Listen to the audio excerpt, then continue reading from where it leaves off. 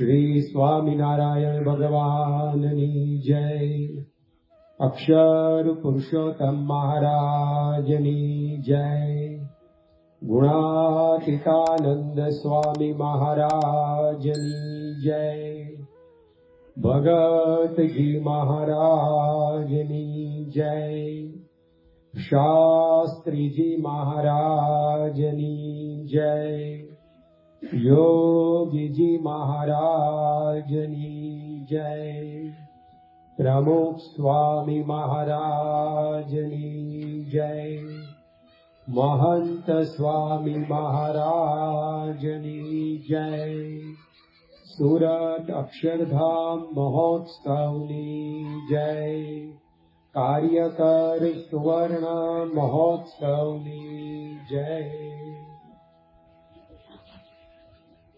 આ દુનિયામાં જે કંઈ પણ ઘટનાઓ બને છે, પ્રસંગો બને છે, એને આપણે એક દ્રષ્ટિએ જોઈએ તો જુદા જુદા 3 વિભાગમાં વહેંચી શકીએ। કેટલીક ઘટનાઓ વિશ્વમાં એવી બને છે, એના માટે આપણે કહી શકીએ કે રેતીમાં કાંકરો પડ્યો।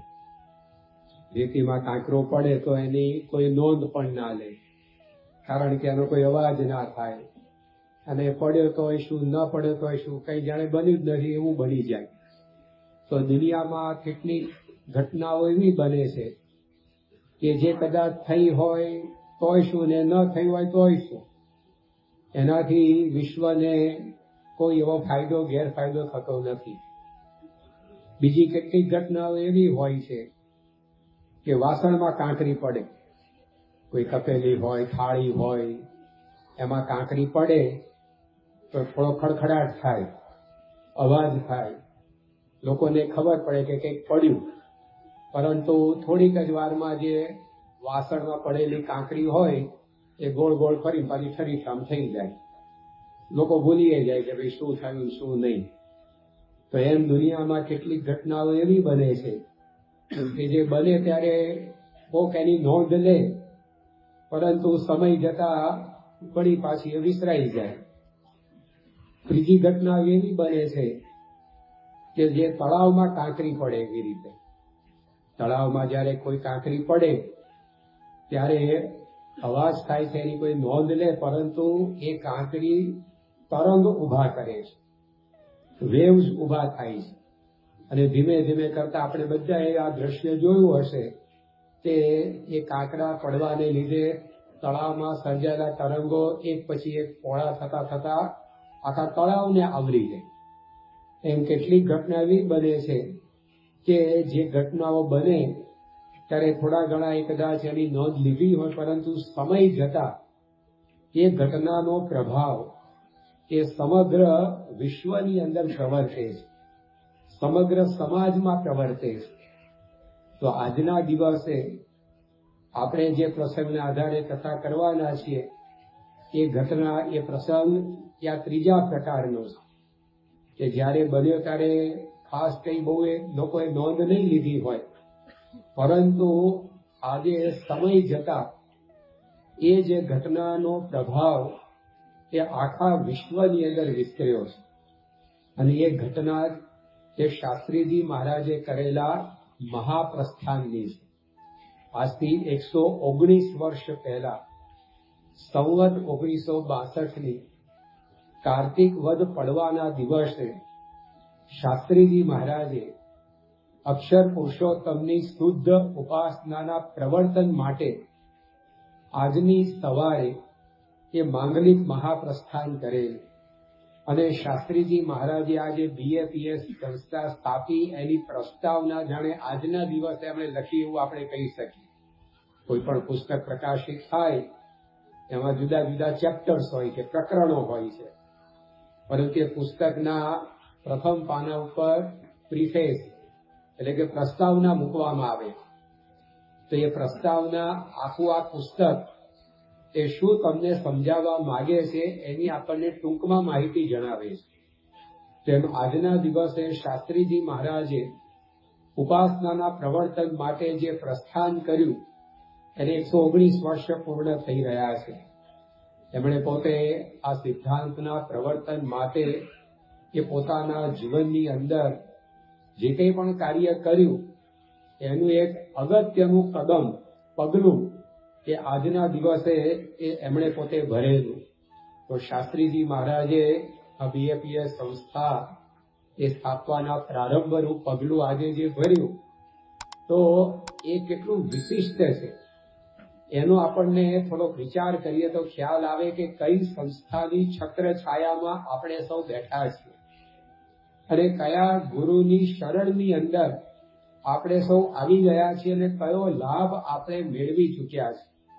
શ્રીજી મહારાજે વડતાલના 5મા વચનામૃતમાં વાત કરી કે ભગવાનની એના ઉત્તમ ભક્ત સાથે જો સરખી સેવા કરવામાં આવે તો એ ભક્ત 2, 5 કે 100 જન્મે એકાંતિક થવાનો હોય તે આને આ દેહે એકાંતિક થઈને ભગવાનના ધામને પામે છે.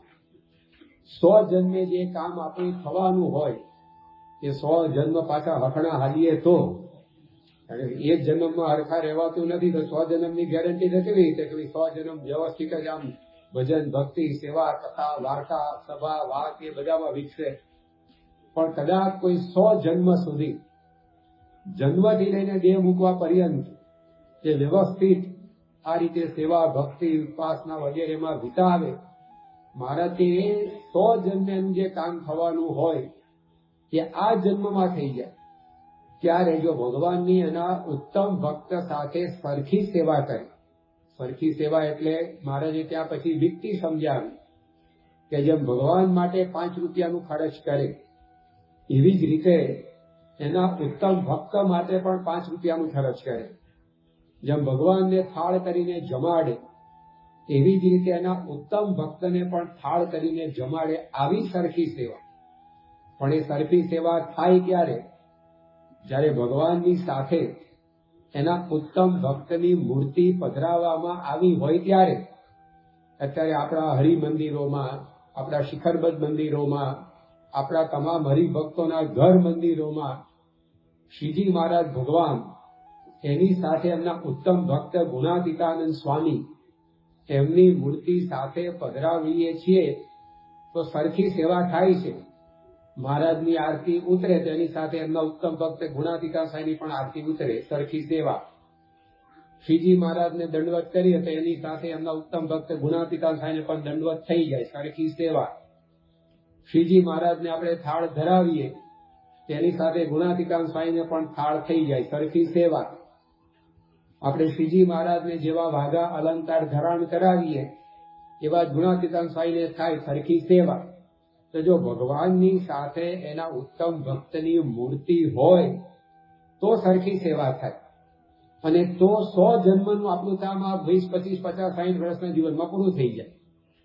પણ એ ભગવાનની સાથે એના ઉત્તમ ભક્તની મૂર્તિ પધરાવે કોણ? એ મોટો પ્રશ્ન. તો એના માટે શાસ્ત્રીજી મહારાજે બીડું ઝડપ્યું અને આજના શુભ દિવસે એમણે પોતે આવું માંગલિક મહાપ્રસ્થાન કર્યું કે આ શુદ્ધ ઉપાસનાનું પ્રવર્તન કરીને લાખો જીવો એનું કાર્ય આને આ જન્મ પૂરું થઈ જાય એવું આપણે કરવું છે. અને એના માટે એમણે પોતે આ રીતે આ બીએપીએસ સંસ્થા એના સ્થાપન માટે આજે પ્રથમ પગલું ઉપાડ્યું. તો એની અંદર એમનો હેતુ શું હતો? સંસ્કૃતમાં એવું લખે છે કે પ્રયોજનમ અનુદ્દિશ્ય મંદોપી ન પ્રવર્તતે. કોઈ પણ પ્રયોજન ના હોય તો મૂર્ખ માણસ પણ કોઈ ક્રિયા કરતો નથી. મૂર્ખ વ્યક્તિ જેવો આપણને કોઈ દેખાતો હોય પણ એ કઈ ક્રિયા કરે છે એની પાછળ એનો કંઈક હેતુ હોય છે.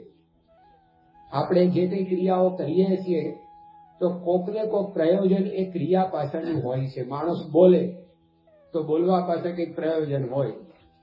એ વ્યક્તિ જમે તો જમવા પાછળ પણ કંઈક પ્રયોજન હોય. ભલે ભૂખ ના લાગ્યો પણ સામેવાળાને રાજી કરવા તો 2 કોળિયા ભરવા પડે, પ્રયોજન હોય છે. કે ભાઈ આ પ્રયોજન શું છે?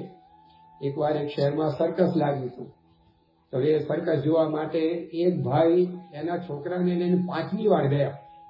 છોકરો ટિકિટ બારી વાળો હોય તો એ તો બધાને ટિકિટ ફાડી આપતો હોય તો એને તો વારંવાર આ વ્યક્તિ કોઈ આવે તો તરત ખબર પડી જાય.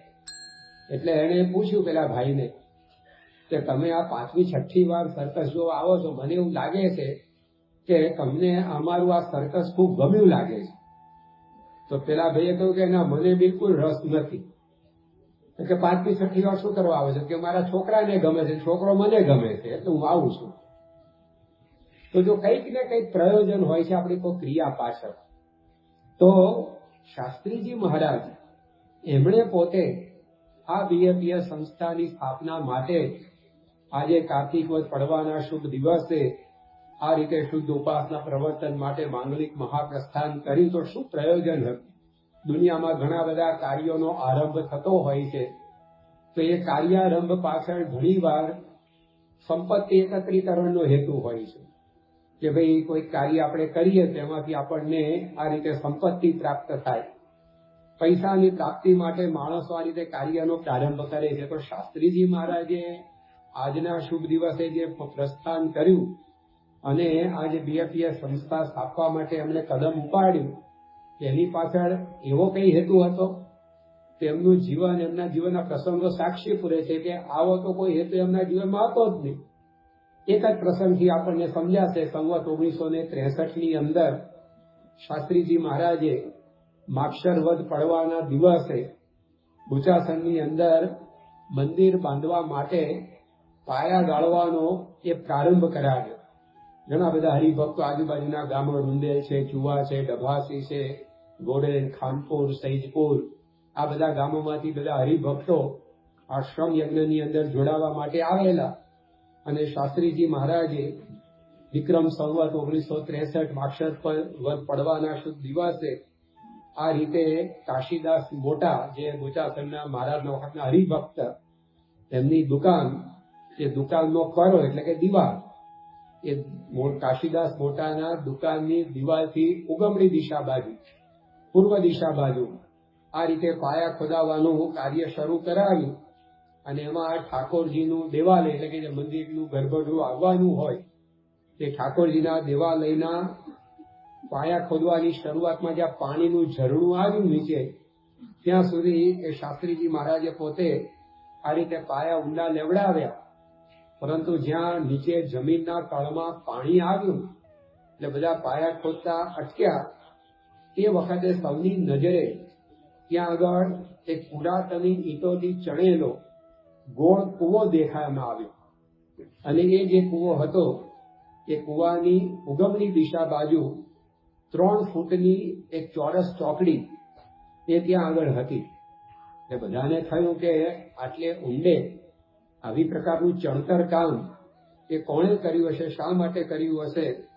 અને એ ચોકડી ત્યાં આગળ જોઈ તો એ ચોકડી જોઈને બધાને થયું કે આ શું હશે?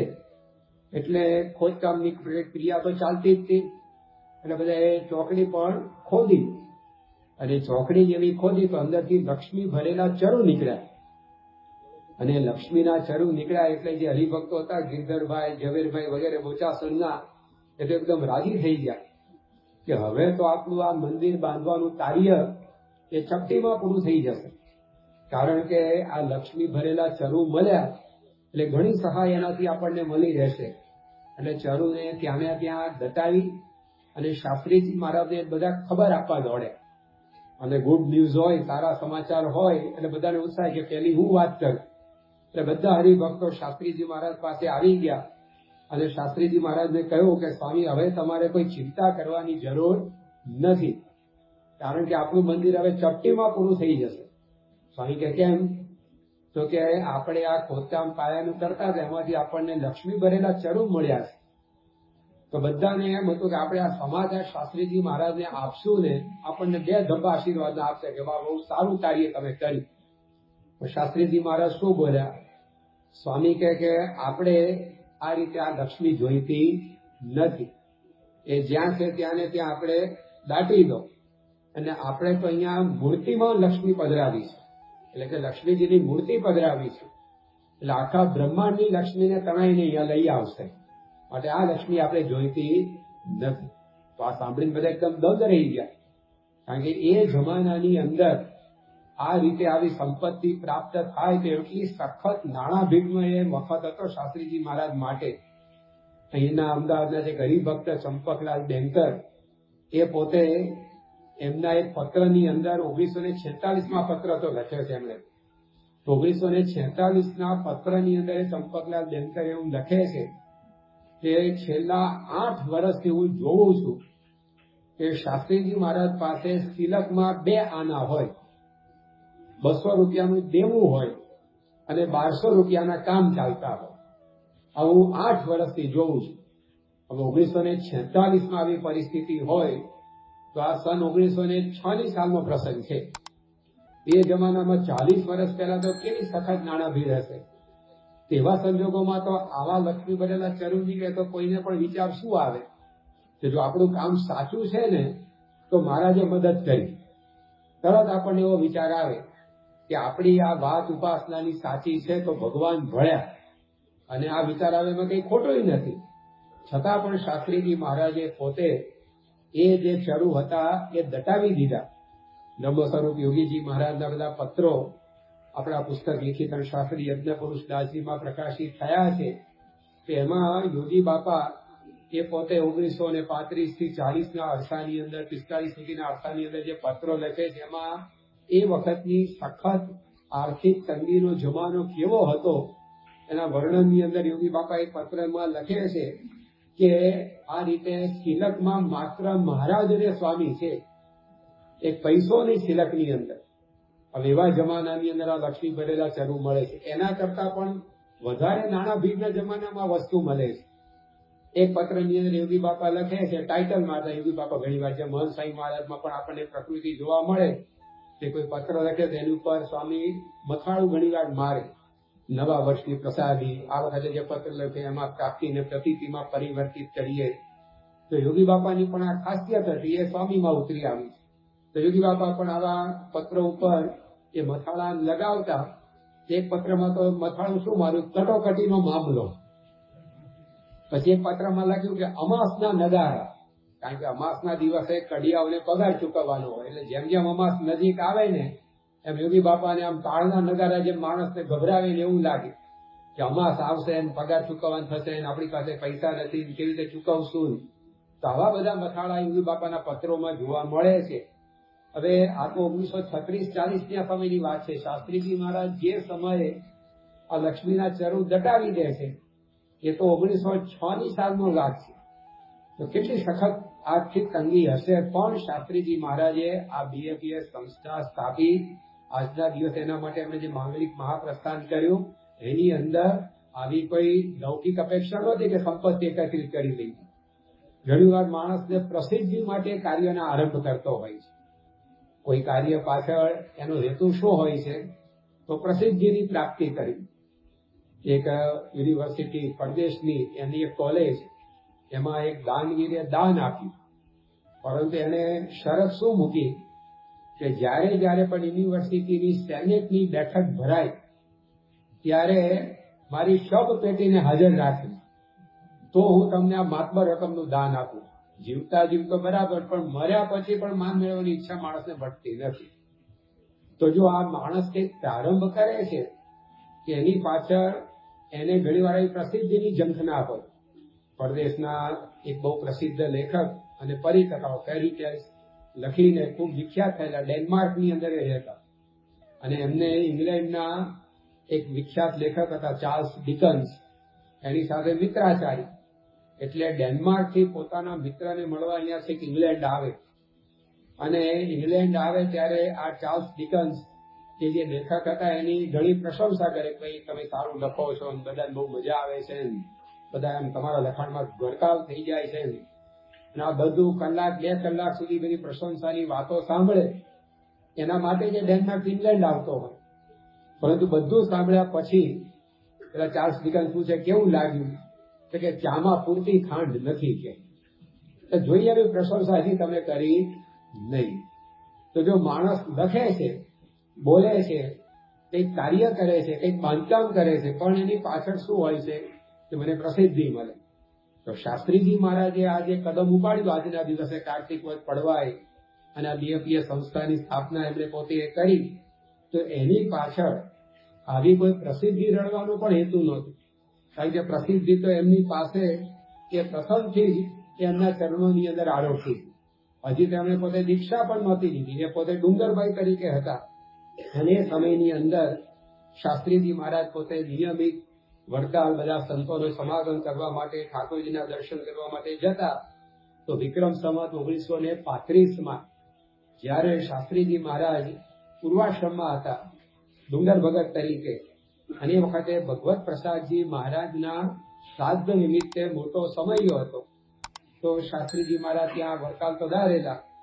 અને એ વખતે ભંડારમાં જમીને પોતે સભા મંડપ બાજુ જતા હશે ત્યારે ત્યાં આગળ એક કોઠારી બેચર ભગત હતા, જે પાછળથી મહાપુરુષદાસ સ્વામી બન્યા અને છાના છાના છાના ક્યાં સુધી તમે રહેશો, છાના બધા પદે અમે બનાવ્યા. તે કોઠારી બેચર ભગત એમને સામા મળ્યા. અને આ કોઠારી બેચર ભગતે વડતાલના ધુરંધર કોઠારી ગોવર્ધનભાઈ એમના એ મદદનીશ હતા, અને સંપ્રદાયમાં ખૂબ જ બોભાદાર ગણાતા, કારણ કે કોઠાર વગેરે વહીવટની અંદર એ વિચક્ષણ હતા. અને બગલાની પાંખ જેવા સફેદ પાટલી બંધ ધોતિયા ઉપર સફેદ કેરી માટે સફેદ રૂમાલ એ પોતે બાંધી અને બધું કામકાજ એવું કરે, તેનો આમ પ્રભાવ પડતો એ સમયની અંદર. હવે એમની ઉપર ડુંગર ભગતનો પ્રભાવ પડ્યો, અને ડુંગર ભગત તો સભા મંડપ બાજુ જતા હતા. તો આ બેચર ભગતે એમને ઉભા રાખ્યા અને કહ્યું કે છોકરા ક્યાં જાય છે? તો કે આ રીતે સભા મંડપમાં. તો કે ક્યાં રહે છે? તો કે મેળામાં રહું છું. તો કે તું મથુરાનો ભાઈ? એટલે કે મથુરભાઈ મેળાના હરિભક્ત મુખ્ય, એમને બધા ઓળખે, તો એમનો ભાઈ છે. શાસ્ત્રીમાં કે હા. ટૂંકની અંદર જવાબ નિધડકપણે શાસ્ત્રીજી મહારાજ બધા આપે. અને એ જોઈને બેચર ભગત એમના વિશે આકર્ષાય. એમણે કહ્યું કે તારે મારી સાથે રહેવું છે? એટલે કે હું આ વડતાલના કોઠારીનો આસિસ્ટન્ટ છું, મદદનીશ છું, અને તું મારી સાથે રહી જા. ત્યારે શાસ્ત્રીજી મહારાજ એમણે પોતે આ પ્રકારે કહ્યું કે મારે તો શ્રીજી મહારાજના મળેલા મોટા પરમહંસ એમની સાથે રહીને બધું જ્ઞાન શીખવું છે. અને આ પ્રકારની વાત એમણે પોતે કરી.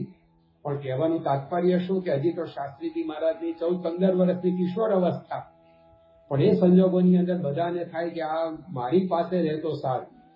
સંવત 1938ના વર્ષે કોઠારી ગોવર્ધનભાઈ એ વડોદરા પધારેલા, અને ડુંગર ભગત પણ વડોદરા ગયેલા.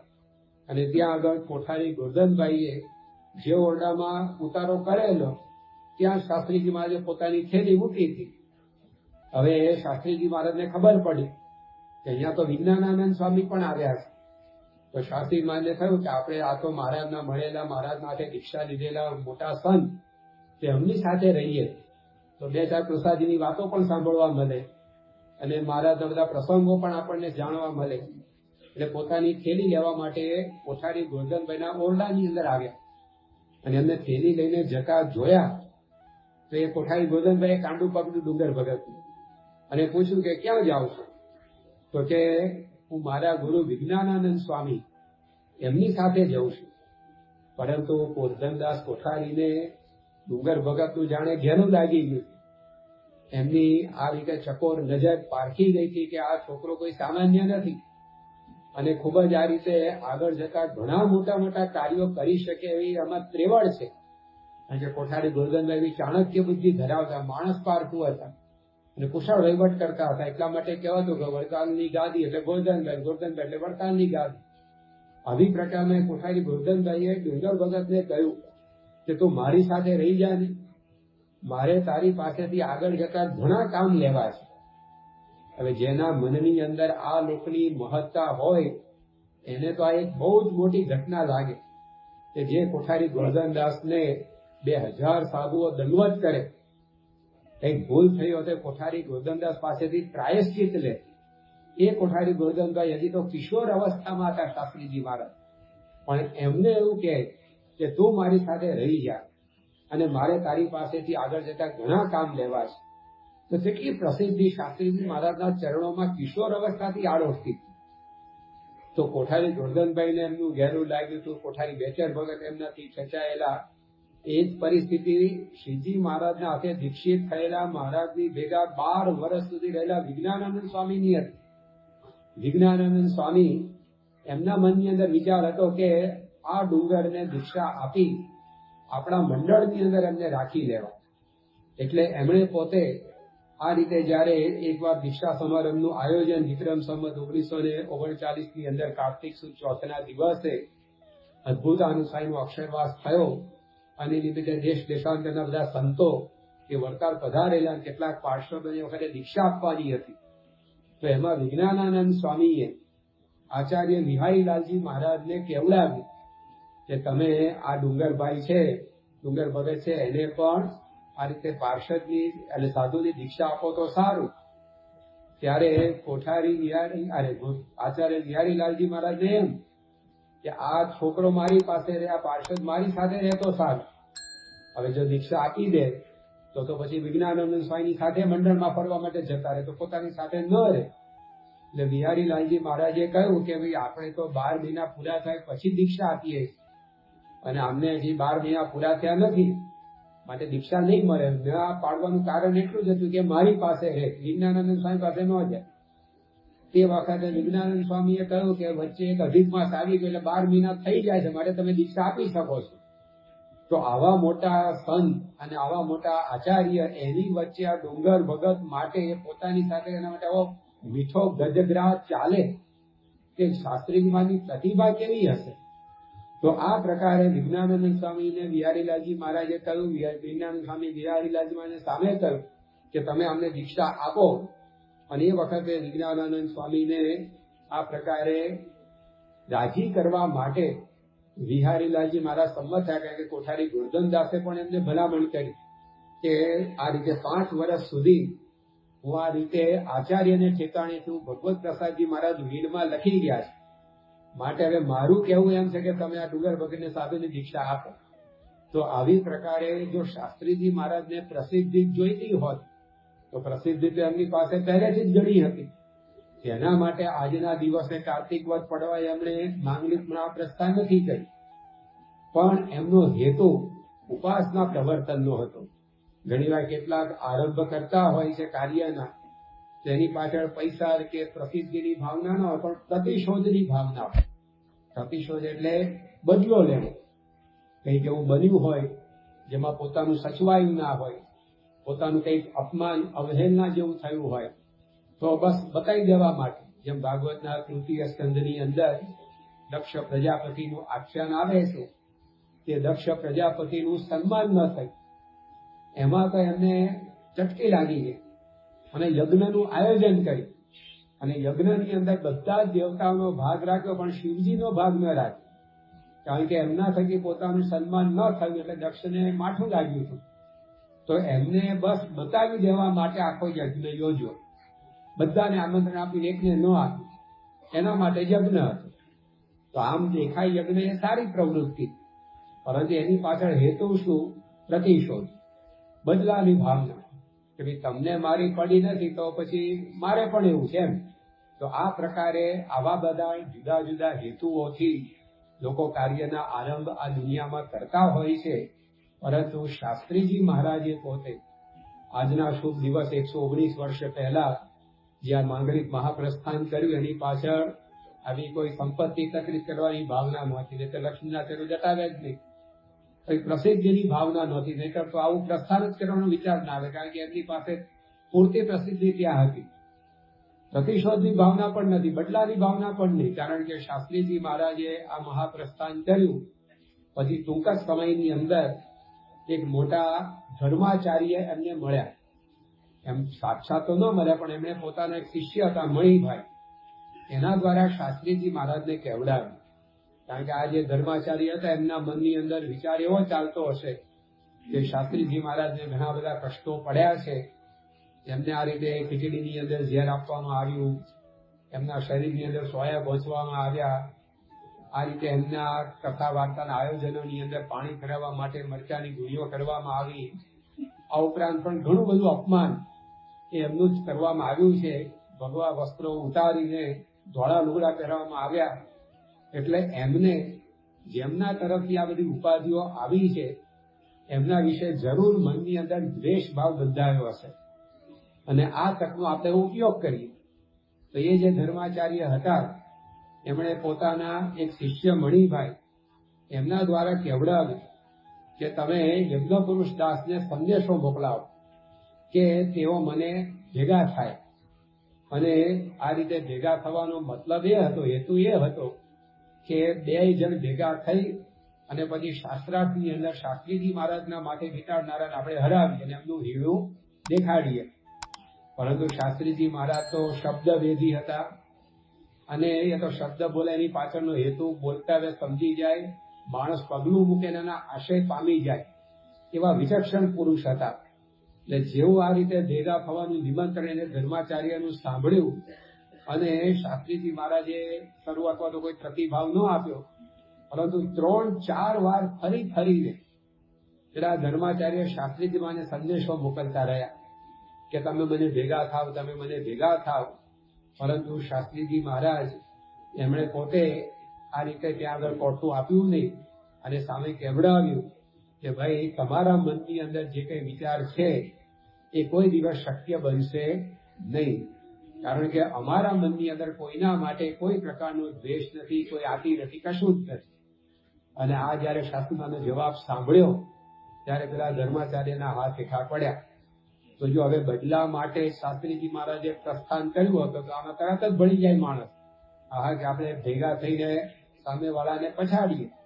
પરંતુ શાસ્ત્રીજી મહારાજનો એકમાત્ર હેતુ શ્રીજી મહારાજે આપેલી અક્ષર પુરુષોત્તમ ઉપાસનાનું પ્રવર્તન કરવું એ જ હતો. અને એટલા માટે એમણે પોતે આજના શુભ દિવસે 119 વર્ષ પહેલા ત્યાં મહાપ્રસ્થાન કર્યું, કારણ કે મહારાજે વચનામૃતના પાને આ પ્રકારે અક્ષર અને પુરુષોત્તમની ઉપાસનાની વાત કરી છે. પ્રથમ 71માં વચનામૃતમાં મહારાજ પોતે સ્વયં કહે છે કે જ્યારે ભગવાન આ પૃથ્વી ઉપર પધારે ત્યારે પોતાનું અક્ષરધામ તે સહિત જ પધારે છે. આવું પોતે સમજવું અને બીજાને સમજાવવું. સમજી પાછું બેસી રહેવાનું એવું નથી કહ્યું, બીજાને સમજાવવાનું. તો શ્રીજી મહારાજે શું કહ્યું કે પોતે જયારે આ પૃથ્વી ઉપર પધારે ત્યારે એમની સાથે અક્ષરધામ પણ સાથે હોય જ. એ અક્ષરધામ ભેગું આવ્યું તે કોણ હતું તેની પણ શ્રીજી મહારાજે ઓળખાણ કરાવી. જયારે ગુણાતીતાન સ્વામીને સંવત 1866ની પૌષ સુદ પૂનમે દભાણમાં દીક્ષા આપી ત્યારે શ્રીજી મહારાજે પોતે જ વાત કરી, મૂલજી શર્મણે દીક્ષામ દદાનસ્ય પ્રજાયતે ભૂયામ મિત્ર સમાનંદો યતો ધામાક્ષરમ સમે ઉર્ધ્વાદો ભાગ રહિતમ તન મૂલમ ધામ ચ અક્ષર. કે આ જે મૂળજી શર્મા એને દીક્ષા આપતા મને એટલા માટે આનંદ થાય છે કે આ મારું રહેવાનું અક્ષરધામ છે. અધો એટલે કે ઉપર, અધો એટલે કે નીચે, ઉર્ધ્વ એટલે ઉપર નીચે એનું કોઈ પ્રમાણ નથી શકે એટલું એ વિશાળ અક્ષરધામ છે. અને એની અંદર અનંત મુક્તો સાથે અમે રહ્યા છીએ. એ અક્ષરધામનું મૂર્તિમાન સ્વરૂપ આ મૂળજી શર્મા છે. અને આજે દીક્ષા લઈ રહ્યા છે એટલે અમને એનો આનંદ છે. અને ગુણાતીતાનંદ રૂપમ વિશ્વખ્યાતમ ભવિષ્યતિ. અને આગળ જતા આ મૂળજી શર્મા ગુણાતીતાનંદ સ્વામી રૂપે વિશ્વવિખ્યાત થશે. તો આટલી સ્પષ્ટ ઓળખાણ અક્ષરધામ ગુણાતીતાનંદ સ્વામી છે એની આપી. તો એક તો મહારાજે કહ્યું કે અમે જયારે પૃથ્વી પર આવીએ ત્યારે અક્ષરધામ ભેગું આવે છે. એ અક્ષરધામ આ ગુણાતીતાનંદ સ્વામી છે. અને એ ગુણાતીતાનંદ સ્વામીની ભક્તિ એટલે કે એમની સેવા એ મહારાજની સાથે કરીએ તો જ વડતાલના 5 પ્રમાણે આપણું 100 જન્મનું કામ આ જન્મે થાય. મધ્યના 21માં વચનામૃતમાં મહારાજે કહ્યું કે પરોક્ષ ભગવાન અને પરોક્ષ ભક્ત જેનો મહિમા આપણને જેવો સમજાય છે એવો જ પ્રત્યક્ષ ભગવાન અને પ્રત્યક્ષ ભક્તનો મહિમા સમજાય તો કલ્યાણનો મુદ્દો હાથમાં આવ્યો કહેવાય. અને આ વાત સમજો તો આજે સમજો તો એટલી સમજી છે, લાખ જન્મ પછી પણ આ સમજે છૂટતો છે. તો પરોક્ષ ભગવાન ને પરોક્ષ ભક્તનું મહાત્મ્ય તો બધા સમજે, પણ પ્રત્યક્ષ ભગવાન આપણા માટે શ્રીજી મહારાજ અને એ ભગવાનના ભક્ત ગુણાતીત. તો એનો મહિમા જ્યાં સુધી ન સમજાય ત્યાં સુધી કલ્યાણનો મુદ્દો હાથમાં જ આવ્યો ના કહેવાય. તો આ બધી જે મહારાજની વાતો એ વચનામૃતમાં છે એના આધારે શાસ્ત્રીજી મહારાજે નક્કી કર્યું કે મહારાજે ખાલી આપણને આટલું સમજીને બેસી રહેવાનું નથી કહ્યું, એ બીજાને સમજાવવાની પણ વાત કરી છે. તો આપણે હવે સમજાવવા માટે નીકળવું. અને એમણે ગુણાતીતાનંદ મૂળ અક્ષર સહજાનંદ એક પરમેશ્વર આનો ઝંડો ઉપાડ્યો અને નાદ એમને પોતે ગુંજતો કર્યો. અને એની અંદર ઘણી બધી ઉપાધિ એમના જીવનની અંદર આવી છતાં પણ ડગલું ભર્યું, ના હટવું. એ જે ગુજરાતી પંક્તિમાં લખ્યું છે એક વાર ડગ ભર્યું. મહાસાઈ મારા ઘણી વાર કહે છે કે જંગલની અંદર બધા પ્રાણીઓ હોય, તે પ્રાણીઓ સામે હુમલો કરવા આવે, એ પ્રાણીઓની સામે ઘણીવાર હથિયાર ઉગામવામાં આવે, ઘણીવાર અગ્નિ જલાવવામાં આવે, હોકારા પડકારા કરવામાં આવે, તે બધા પ્રાણીઓ ભાગી જાય. પરંતુ એક સિંહ એવો છે કે સામે ગોળીઓ વરસે એના માથા ઉપર, કે મસ્તક ઉપર ગોળીઓ ઝીલતો ઝીલતો પણ આગળ વધે, એ પાછું પગલું ભરવાનું જાણતો જ નથી. એમ શાસ્ત્રીજી મહારાજ એવા સિંહ પુરુષ હતા કે એમણે પોતે આ એક ડગલું ભર્યું આજના દિવસે, અને એમણે પોતે આ માંગલિક મહાપ્રસ્થાન કર્યું. અને પછી ગમે તેવી મુશ્કેલીઓ આવી, પરંતુ શાસ્ત્રીજી મહારાજ એની અંદરથી એ ક્યારે પણ એ પાછા પડ્યા નહીં, અને બધી જ મુશ્કેલીઓને હસતા મોંએ અને ક્ષમા ભાવનાથી, ઉદારતા સાથે એ પોતે ઝીલતા ઝીલતા એ આગળ વધતા જ ગયા.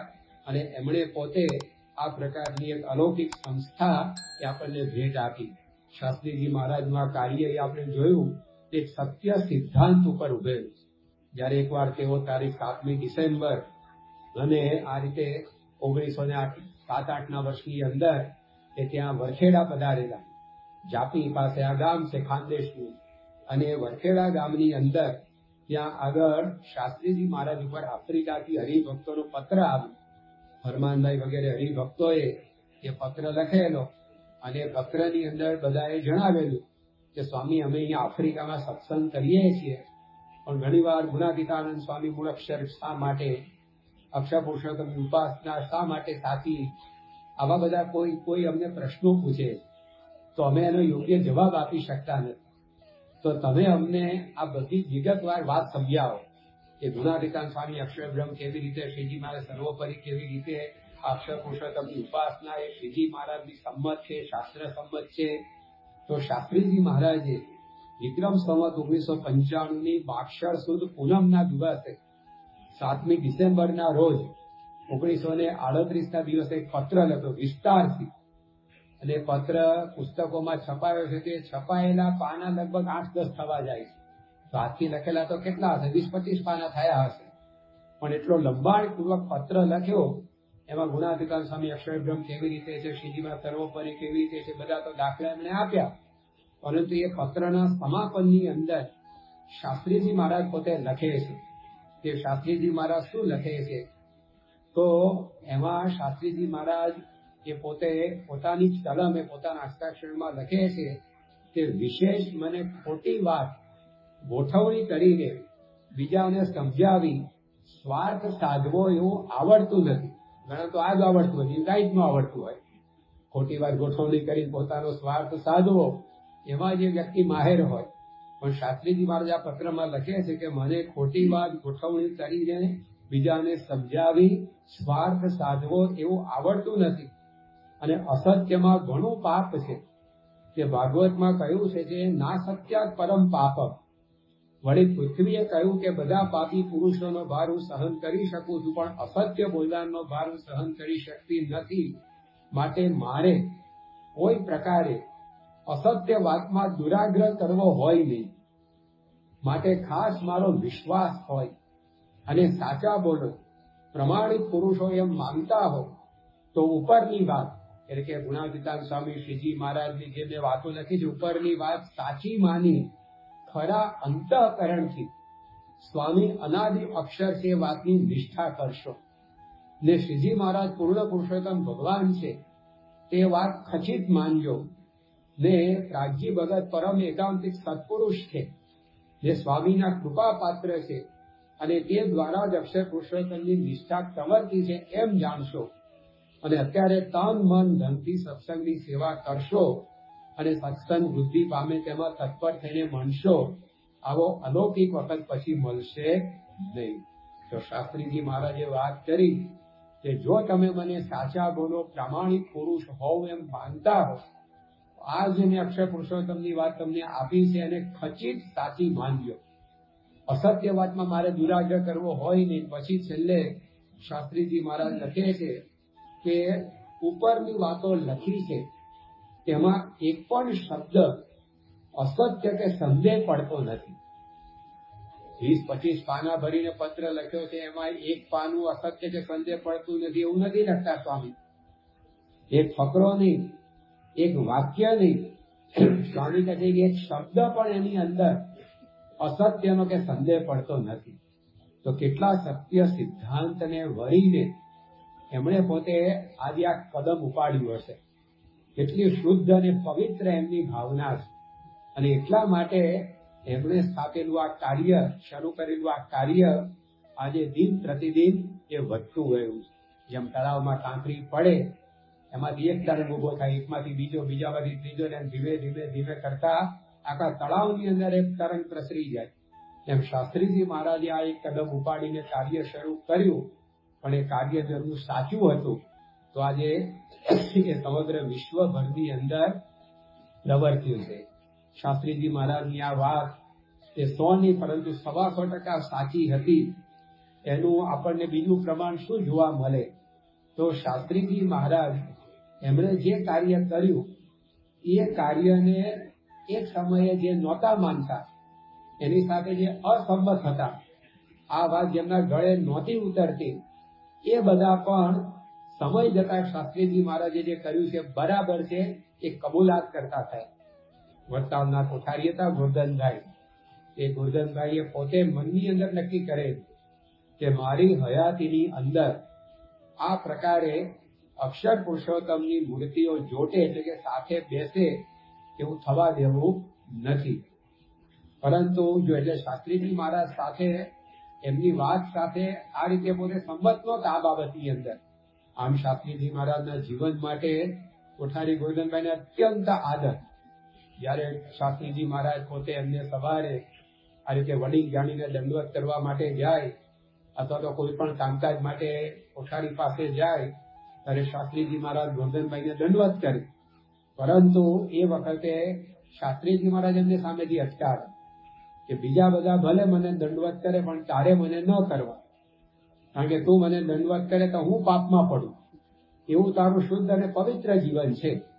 તો શાસ્ત્રી મહારાજના જીવન માટે કોઠારી ગોરધનભાઈને અત્યંત આદર. જેમ દશરથને રામના વિશે પ્રીતિ, એવી અમને શાસ્ત્રી મહારાજ વિશે પ્રીતિ હતી. એટલો બધો એમને આદરભાવ હતો. જયારે શાસ્ત્રી મહારાજની વાતો એ સાંભળે ત્યારે એકવાર ખુશાલ ભગતે એમને પૂછ્યું કે તમે આ પ્રકારે આ યજ્ઞ પુરુષ દાસની જે અક્ષર પુરુષોત્તમની વાત એની સાથે તો સંમત નથી, તેમ છતાં પણ એમની કથા વાર્તા સાંભળવા માટે કેમ બેસો છો? ત્યારે કોઠારી ગોરધનભાઈ કહેતા કે 2000 સાધુમાં શાસ્ત્રી યજ્ઞ પુરુષદાસ જેવો ધન સ્ત્રીનો ત્યાગી મને કોઈ બીજો દેખાતો નથી, અને એની વાતો મને સાકરના કટકા જેવી મીઠી લાગે છે, એટલે હું એ સાંભળવા બેસું. તો શાસ્ત્રીજી મહારાજ માટે આવો પ્રેમ, આદર, પણ અક્ષર પુરુષોત્તમની જે વાત એમના ગળે કોક કારણસર ઉતરતી નહોતી. પરંતુ શાસ્ત્રીજી મહારાજે પોતે આ જયારે કાર્ય કર્યું ત્યારે અંતરથી રાજી થયા અને એમણે પોતે શાસ્ત્રીજી મહારાજના કાર્ય સાચું છે મતલબની વાત કરી. તો આવી રીતે જે વ્યક્તિ એક સમયની અંદર અસંમત હોય પરંતુ બીજી જ ક્ષણે એટલે કે થોડાક સમય પછી જયારે વાત કબૂલ કરે ત્યારે આપણને ખ્યાલ આવે કે આ રીતે શાસ્ત્રીજી મહારાજે જે વાત ઉપાડી તેમાં કશું જ અસત્ય નથી. એકવાર શાસ્ત્રીજી મહારાજ એમના માટે આ રીતે ડભોઈના બધા હરિભક્તો હતા, દામોદર સોની વગેરે, એમ દામોદર બ્રાહ્મણ હતા, એમણે પોતે અને બીજા બધા હરિભક્ત એમણે કોઠારી ગોરધનભાઈ પાસે માગણી મૂકી કે આ વખતે શ્રાવણ માસમાં આ યજ્ઞ પુરુષ દાસજી એ જો આ રીતે અમારે ત્યાં કથા કરવા માટે આવે તો ઘણું સારું, બધાને ખૂબ સમાસ થાય. અને એ પ્રકારે આ રીતે શાસ્ત્રીજી મહારાજ એ ડભોઈ ત્યાં આગળ કથા કરવા માટે ગયા. તો ત્યાં આગળ ડભોઈના મંદિરમાં ઉપેન્દ્રાનંદ સ્વામી, શ્રીજી મહારાજના દીક્ષિત સંત, એમના એક શિષ્ય મુરલીધરદાસ પોતે રહેતા હતા. હવે એમને થયું કે આ યજ્ઞ પુરુષદાસ શાસ્ત્રી અહીંયા આવશે તો બધાના અંતરની અંદર પ્રાગજી ભક્તનો ભૂલ નાખી દેશે અને આપણું કાંઈ પછી ઉપજશે નહીં. તે કેટલા ગરીબ ભક્તોની કાન ભંગરણી કરી અને કહ્યું કે આ જે યજ્ઞ પુરુષદાસજી આવ્યા છે એમના ગુરુ પ્રાગજી ભક્ત, એ તો ગુણાધિકાર સાંઈનો મહિમા કહેતા એટલે અમને સંપ્રદાયમાંથી વિમુખ કરેલા, અને આ રીતે એમના ગુરુનું વૃત્તાંત તમે પૂછો, આમ બધી વાત કરી અને શાસ્ત્રીજી મહારાજ પાસે પેલા હરિભક્તો તો બિચારા સાધુએ કહ્યું એટલે આવી ગયા અને પૂછ્યું ત્યારે શાસ્ત્રીજી મહારાજે જે બધી વાતો કરી એ મુરલીધરદાસનું અંતર વિંધાઈ ગયું અને એમણે કહ્યું કે તમે મારા હૃદયમાં રહેલી કામ ક્રોધાદિકની ગ્રંથિઓ બધી ગાળી નાખી છે. તો જો એક સમયે શાસ્ત્રીજી મહારાજ સાથે જે અસંમત હતા, પરંતુ એમણે પોતે શાસ્ત્રીજી મહારાજની વાત સાચી છે કબૂલ કરી, તેની પરથી આપણને ખ્યાલ આવે કે શાસ્ત્રીજી મહારાજે આજના દિવસે 119 વર્ષ પૂર્વે જે આ માંગલિક મહાપ્રસ્થાન કર્યું એ સત્યસભર એમનું કાર્ય હતું. અને એ સત્યસભર કાર્ય હતું તો ખાલી 5 જ સંત એમની સાથે હતા અને તેમ છતાં પણ આ કાર્ય હવે આટલું બધું એ વિસ્તાર પામ્યું. જ્યારે હરિકૃષ્ણ મહારાજને પ્રાર્થના કરી કે તમે આજે અમે નીકળીએ છીએ તો અમારી સાથે રહેજો, ભગવાનને સાથે લઈને શાસ્ત્રીજી મહારાજ નીકળ્યા અને એ વખતે એમની સાથે વૃદ્ધ સાધુ નિરંજન દાસ હતા. બીજા એક ધર્મજ ગામમાંથી સાધુ સાહેબ નારાયણ ચરણ દાસ હતા અને ખૂબ જ શાસ્ત્રીજી મહારાજ વિશે અત્યંત હેત ભાવ એ એમની સાથે હતા. બીજા 3 સંતો એ વખતે શાસ્ત્રી મંડળમાં હતા, પુરુષોત્તમ દાસ સ્વામી ખાનદેશના, બીજા એક ગોવિંદ સ્વામી હતા, ત્રીજા એક માનસ સ્વામી હતા. એમનું મૂળ નામ ભક્તિ જીવનદાસ હતું અને આ ગોવિંદ સ્વામી અને માનસ સ્વામી બંને મેવાસા ગામના અને જુનાગઢની અંદર સાધુ થઈને રહેતા, પરંતુ વળતા સમયે આવ્યા હશે અને શાસ્ત્રીજી મહારાજની વાતે અમે સાંભળી એટલે શાસ્ત્રીજી મહારાજ વિશે એની હેતની ગાંઠ બંધાઈ ગઈ. પછી વડતાલમાં શાસ્ત્રી મહારાજ સાથે રોકાઈ ગયા હતા. પરંતુ આવા ઘણા ગાંઠ્યા 5 સંતો અને એમની સાથે શાસ્ત્રીજી મહારાજે આ રીતે આ મહાવિનિષ્ક્રમણ કર્યું. તો એમનું આ જે કાર્ય, આ કાર્યનો આરંભ આજના દિવસે એમણે કર્યો, સંસ્થાની પ્રસ્તાવના લખવાનો પ્રારંભ કર્યો આ દિવસ કહી શકાય. પરંતુ એમાં કોઈ પ્રકારની એવી લૌકિક અપેક્ષાઓ નહીં, કેવળ એક શ્રીજી મહારાજનો સિદ્ધાંત પ્રવર્તે. અને એટલે શાસ્ત્રી મહારાજ નીકળ્યા ત્યારે ઘણા બધાને દુઃખ થયું. એ ગામના પોલીસ પટેલ હતા કિશોરભાઈ, એ તો શાસ્ત્રી મહારાજ પાસે આવ્યા કે સ્વામી તમે અહીંયા રોકાઈ જાઓ, જે કોઈ ઉપાધિ કરનાર એની સામે અમે પગલા ભરીએ. શાસ્ત્રી મહારાજ કે અમારે કઈ ઉપાધિ કરનારું દેખાતું જ નથી. એટલી અજાત શત્રુતા એમની પાસે કે કોઈને અમે શત્રુ માન્યા જ નહોતા. તો કોઈની સામે કઈ ફરિયાદી સૂર કાઢ્યો જ નહીં. અને એ શાસ્ત્રીજી મહારાજ ગાડામાં બેસી અને પછી કરમસદ આવ્યા અને કરમસદની અંદર સરદાર વલ્લભભાઈ પટેલના પિતા શ્રી ઝવેરભાઈ, સોમાભાઈ વગેરે હરિભક્તોએ એમનું સ્વાગત કર્યું. ત્યાં મંદિરની અંદર એ વખતે મિસ્ત્રી ત્રિકમ સુથાર એ માળા ફેરવતા હતા અને એમણે જાણ્યું કે શાસ્ત્રીજી મહારાજ તો આ રીતે 3-4 દિવસના ભૂખ્યા છે. તો ઘેરથી બધી સીધા સામગ્રી લઈ આવ્યા.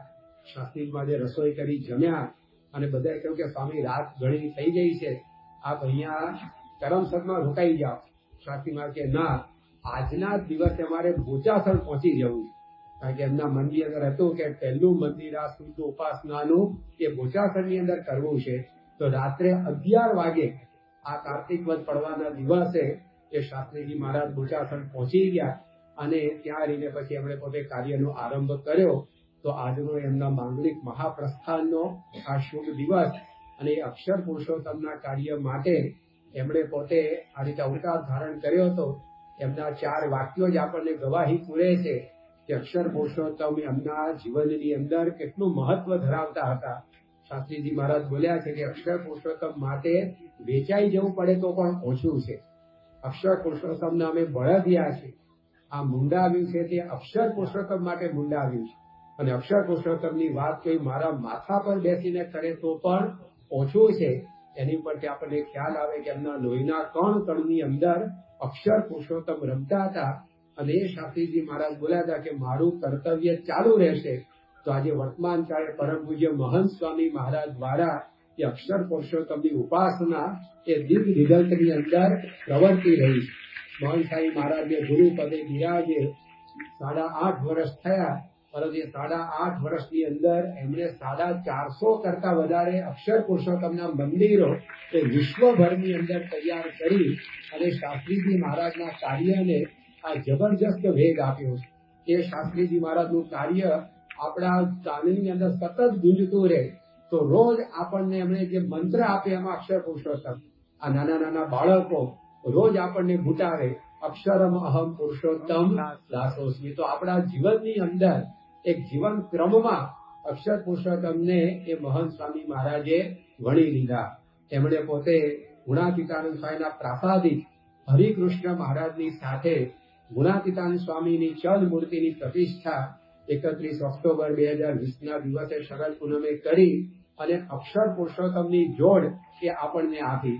એ અક્ષર પુરુષોત્તમની રોજ સ્વામીશ્રી જે પૂજા કરે છે એ અક્ષર પુરુષોત્તમ મહારાજ આપણને આશીર્વાદ આપે છે. તો આ રીતે આપણા મનની અંદર એ સતત આ અક્ષર પુરુષોત્તમની ઘટના ચાલતી રહે એના માટે શાસ્ત્રીજી મહારાજનું આ કાર્ય એ મહંત સ્વામી મહારાજ દ્વારા ચાલુ છે. અને એમણે આરતી લખાવી દીધું, યજ્ઞ પુરુષ પ્રવર્તિત સિદ્ધાંતમ સુખદમ. રોજ આપણને શાસ્ત્રીજી મહારાજની સ્મૃતિ થાય, રોજ અક્ષર પુરુષોત્તમનો સિદ્ધાંત આ પ્રવર્તાવનારા શાસ્ત્રીજી મહારાજ છે તે આપણને હર હંમેશ યાદ રહે તેવું કાર્ય એ મહંત સ્વામી મહારાજે કર્યું છે. સારંગપુર એકવાર સ્વામી બોલેલા કે શાસ્ત્રીજી મહારાજે કદી ભૂલાવા ન દેવા એવું એમણે પોતે જ કાર્ય કરી દીધું. તો આજના આ શુભ દિવસે 119 વર્ષ પહેલા જાણે બીએપીએ સંસ્થાની પ્રસ્તાવના બાંધતા શાસ્ત્રીજી મહારાજે માંગલિક મહાપ્રસ્થાન કર્યું. તો આપણે પણ એમના ચરણોમાં, એમના પ્રગટ સ્વરૂપ મહંત સ્વામી મહારાજના ચરણોમાં પ્રાર્થના કરીએ કે અક્ષર પુરુષોત્તમ ઉપાસના માટે તેઓ 92 વર્ષે આજે પણ થાકતા નથી. તો આપણે પણ જીવનના અંત સુધી આ સેવામાં મંડેલા રહીએ એવું બળ, બુદ્ધિ, શક્તિ આપણને પ્રાપ્ત થાય એ જ પ્રાર્થના. શ્રી સ્વામિનારાયણ ભગવાનની. પૂરી કથા સાંભળવા માટે ડિસ્ક્રિપ્શનમાં આપેલી લિંક પર ક્લિક કરો અથવા શ્રવણમાલા ચેનલમાં જુઓ. આવી વધુ કથાઓ સાંભળવા માટે શ્રવણમાલા ચેનલને સબસ્ક્રાઇબ કરો.